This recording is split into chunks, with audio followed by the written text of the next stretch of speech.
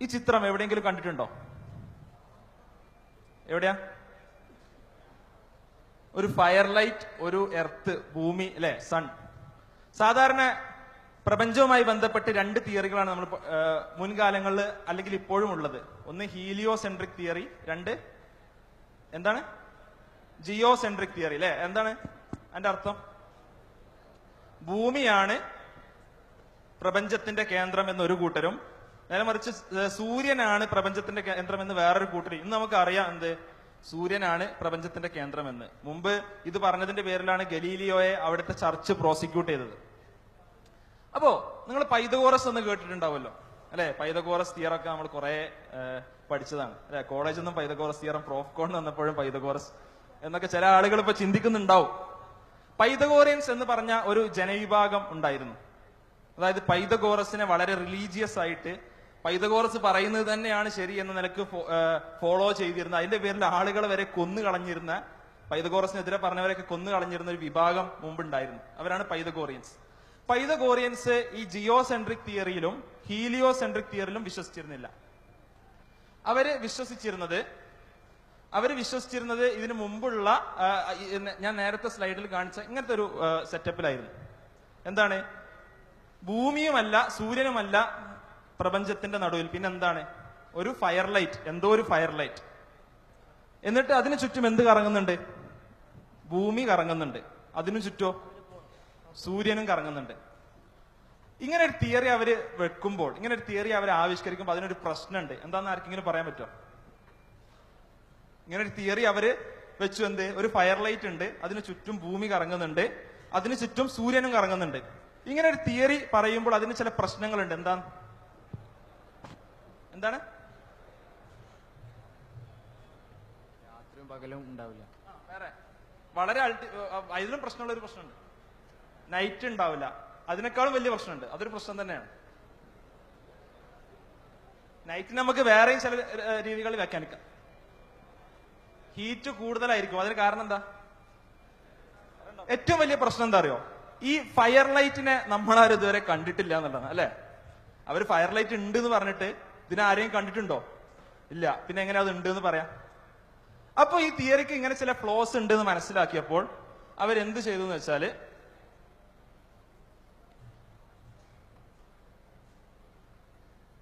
Next അവര് അതിന്റെ ഇടയിൽ എന്ത് വെച്ചു? ഒരു ഡമ്മി എർത്ത് വെച്ചു.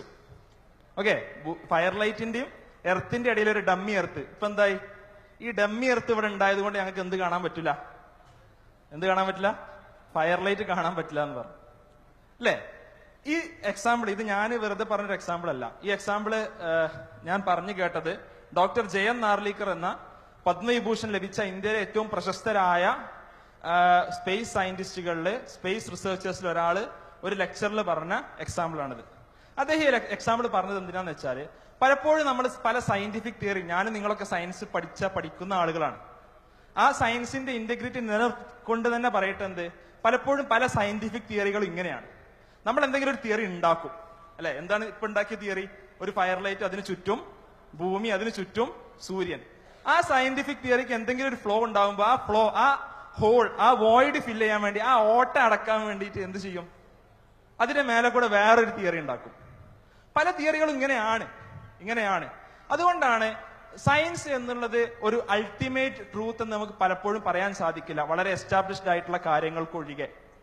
അത് നമ്മൾ വളരെ കൃത്യമായി സയൻസ് സ്റ്റുഡൻസ് എന്ന നിലക്ക് തന്നെ മനസ്സിലാക്കേണ്ട ചില കാര്യങ്ങളാണ്. എല്ലാ സയന്റിസ്റ്റുകളും പറയുന്ന കാര്യങ്ങളാണ്. ഇന്ന് പലപ്പോഴും ശാസ്ത്രം എന്നത് അവതരിപ്പിക്കപ്പെടുന്നത് ശാസ്ത്രം വളരെ ഏറ്റവും അൾട്ടിമേറ്റ് ആയിട്ടുള്ള കാര്യം എന്നുള്ള നിലക്കാണ്. എന്താണ് ശാസ്ത്രം? ബെർട്രാൻഡ് റസൽ എന്ന് പറഞ്ഞ ഏറ്റവും പ്രശസ്തനായ നിരീശ്വരവാദിയായിരുന്ന സയന്റിഫിക് ഫിലോസഫർ പറഞ്ഞത് എന്താണ്? നമുക്ക് ഒബ്സർവേഷനിലൂടെയും റീസണിങ്ങിലൂടെയും, നമുക്ക് നിരീക്ഷണത്തിലൂടെയും യുക്തിപരമായ നിർദ്ധാരണത്തിലൂടെയും കണ്ടെത്താൻ പറ്റിയ ഫാക്ട്സിനെ കുറിച്ചാണ് നമ്മൾ എന്ത് പറയാ? നമ്മൾ സയൻസ് എന്ന് പറയുക. അപ്പോൾ ഇതിനപ്പുറം സയൻസിനെ കുറിച്ച് ചില ആളുകൾ ഒരു സയന്റിഫിക് റാഷണലിസം എന്ന് പറഞ്ഞ സംഭവമുണ്ട്. എന്താണത്? The best way of gaining knowledge is via the scientific method. Science is given high regard and is considered the sole source of truth. അതായത് സത്യം എന്ന് പറഞ്ഞാൽ എന്ത് മാത്രമാണ്? ശാസ്ത്രം മാത്രമാണ്. ശാസ്ത്രത്തിലൂടെ മാത്രമേ ഒരു കാര്യം എന്ത് പറയാൻ പറ്റുള്ളൂ നമുക്ക്? ഇന്നൊരു കാര്യം സത്യമാണ് എന്ന് പറയണമെങ്കിൽ അത് ശാസ്ത്രത്തിലൂടെ മാത്രമേ പറ്റുകയുള്ളൂ എന്ന് ഒരു വിഭാഗം ആളുകൾ വാദിക്കുന്നു. ഇതിന് വളരെ പ്രകടമായ ഒരു എക്സാമ്പിൾ ഈ അടുത്ത് കഴിഞ്ഞ ദിവസങ്ങളിൽ നമ്മുടെ സോഷ്യൽ മീഡിയയിൽ കേരളത്തിൽ നടന്നൊരു ചർച്ച. ആ ചർച്ച എന്താന്ന് വെച്ചാൽ എനിക്ക് വളരെ സങ്കടം തോന്നിപ്പോയ ഒരു ചർച്ചയാണ്. പിഡോഫീലിയ കേട്ടിട്ടുണ്ടല്ലോ അല്ലെ? എന്താ പിഡോഫീലിയ? കുട്ടികൾക്കെതിരെയുള്ള ലൈംഗിക അതിക്രമങ്ങൾക്കാണ് നമ്മൾ പെഡോഫീലിയ എന്ന് പറയാം. ഇന്ന് പലപ്പോഴും സ്വവർഗരതിയും മറ്റും അതെല്ലാം വളരെ നാച്ചുറൽ ആണ്, സയന്റിഫിക് ആണെന്ന് വാദിക്കുന്ന പല ആളുകളും ഇന്ന് ചില പേപ്പറുകൾ ഉയർത്തിക്കൊണ്ട് വരികയാണെന്ത് പെഡോഫീലിയ എന്ന് പറഞ്ഞതും എന്താണ്? അതൊക്കെ മനുഷ്യന്റെ ഉള്ളിൽ സ്വാഭാവികമായി തോന്നുന്ന ചില തോന്നലുകളാണ്.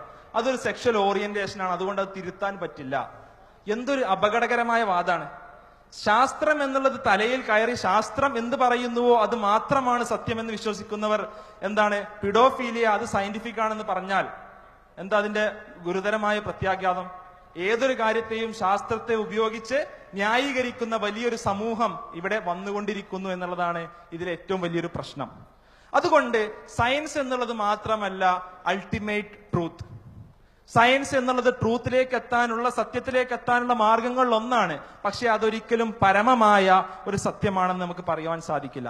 ശാസ്ത്രത്തിന് ഉത്തരം കണ്ടെത്താൻ സാധിക്കാത്ത ഒരുപാട് മേഖലകളുണ്ട്. ശാസ്ത്രത്തിന് ഈ ലോകത്ത് എന്തിനും പരിമിതികളുള്ളത് പോലെ ശാസ്ത്രത്തിനും പരിമിതികളുണ്ട്. ആ ചില പരിമിതികൾ ഇവിടെ ബോധ്യപ്പെടുത്തേണ്ടത് അത്യാവശ്യമാണ്.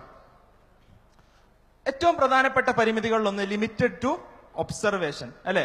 നമുക്ക് എന്തൊക്കെ ഒബ്സർവ് ചെയ്യാൻ കഴിയുമോ അത് എങ്ങനെ ഒബ്സർവ് ചെയ്യുന്നതാവട്ടെ, കണ്ടുകൊണ്ടാവട്ടെ, കേട്ടുകൊണ്ടാവട്ടെ, ഏത് സെൻസ് ഉപയോഗിച്ചാവട്ടെ, ആ ഒബ്സർവേഷന് പരിധിയിൽ ഒതുങ്ങുന്ന കാര്യങ്ങൾ മാത്രമേ ശാസ്ത്രത്തിന് എന്ത് ചെയ്യാൻ കഴിയുള്ളൂ? കണ്ടെത്താനും ഗവേഷണം നടത്താനും സാധിക്കുകയുള്ളൂ. പലപ്പോഴും അവിടെയാണ് ശാസ്ത്രത്തിന് വഴിമുട്ടിപ്പോകുന്നത്. ഇവിടെ ഹോഗ്ഗി ഗൌഷ് എന്ന് പറയുന്ന ഒരു സയന്റിസ്റ്റ് പറഞ്ഞത്, most obvious limitation is that science will never observe, know and explain everything about even sciences on domain the physical world. പലപ്പോഴും ഫിസിക്കൽ വേൾഡിനെ കുറിച്ച് പോലും പലതും എക്സ്പ്ലെയിൻ ചെയ്യാൻ എന്തിനു കഴിയില്ല? ശാസ്ത്രത്തിന് കഴിയില്ല. ഫോർ എക്സാമ്പിൾ, നമ്മൾ ബ്ലാക്ക് ഹോൾസിനെ കുറിച്ച് സംസാരിക്കുമ്പോൾ പലപ്പോഴും നമ്മുടെ നോളജ് വളരെ കുറവാണ്. ഡാർക്ക് മാറ്ററിനെ കുറിച്ച് സംസാരിക്കുമ്പോൾ നമ്മുടെ നോളജ് വളരെ കുറവാണ്.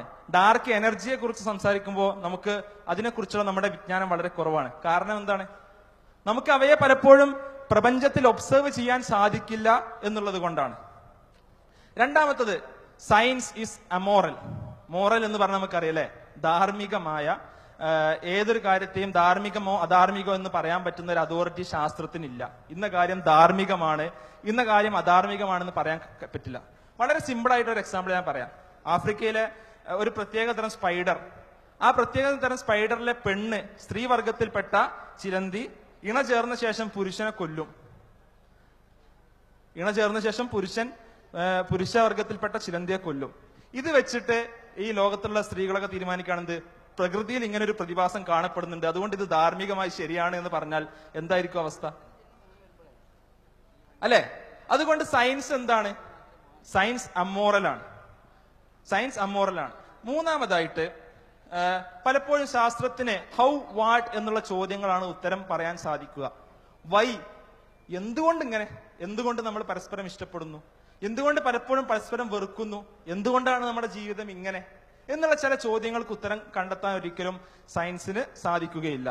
അതേപോലെ മെറ്റാഫിസിക്കൽ ആയിട്ടുള്ള ചോദ്യങ്ങൾ, മെറ്റാഫിസിക്കലായെന്ന് പറഞ്ഞാല് നമ്മുടെ ഒരു ഭൗതികമായ കാര്യങ്ങൾക്ക് അതീതമായ ചോദ്യങ്ങൾക്ക് ഉത്തരം കണ്ടെത്താൻ ഒരിക്കലും ശാസ്ത്രത്തിന് സാധിക്കില്ല. അല്ലെ? What is the purpose of life?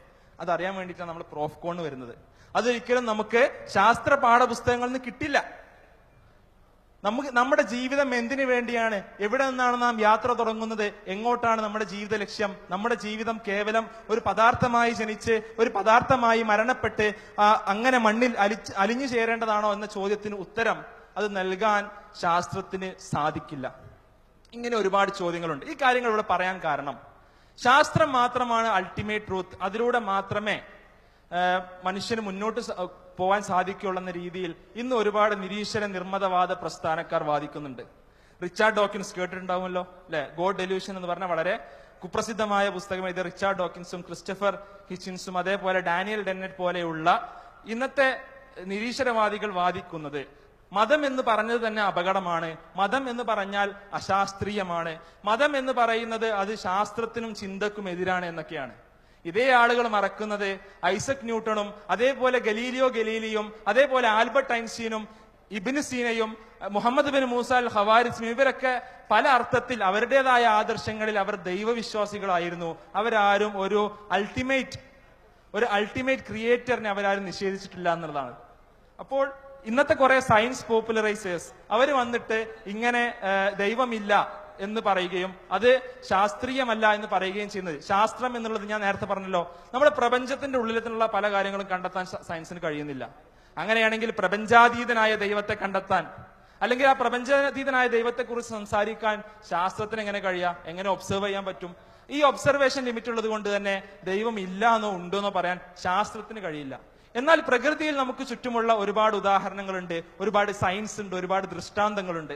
ആ ദൃഷ്ടാന്തങ്ങൾ വെച്ച് ദൈവമുണ്ട് എന്ന് നമുക്ക് കൃത്യമായി മനസ്സിലാക്കാൻ സാധിക്കും.